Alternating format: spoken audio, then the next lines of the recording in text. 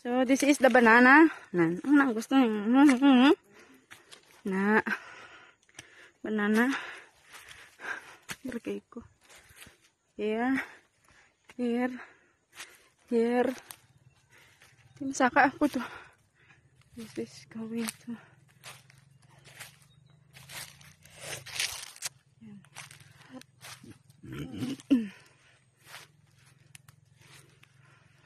But the girl say it's better to keep planting calamansi than banana, because banana they will die. Oh, not they will die. After giving fruits 2 times, the rest.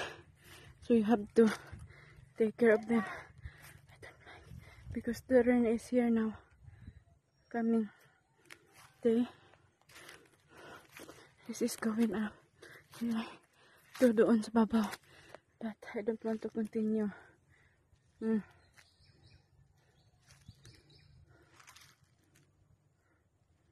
Yan.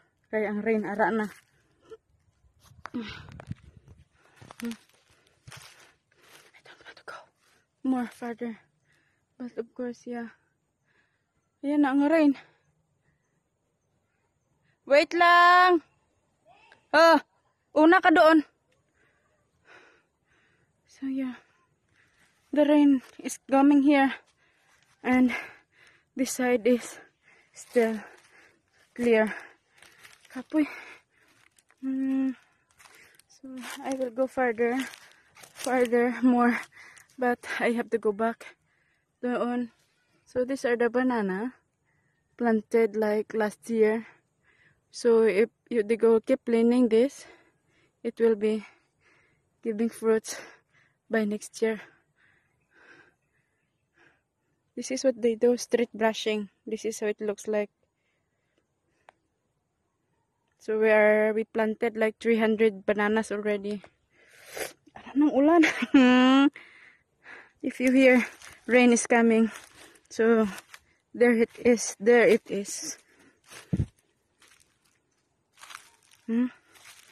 Always. So we have rain here every day. Like in the barrio, no rain. Here in Tula-Tulahan is every day. Since there is low pressure, I think low pressure. Yeah, see? It's raining already. This is the banana now. So this is the banana they planted. So they dig like that, bigger, and like they live, they didn't fill it with the soil, so all the topsoil will go inside. It will be the manure for the banana. So all of it, they are like that. Ayan ang rain, and I can hear it.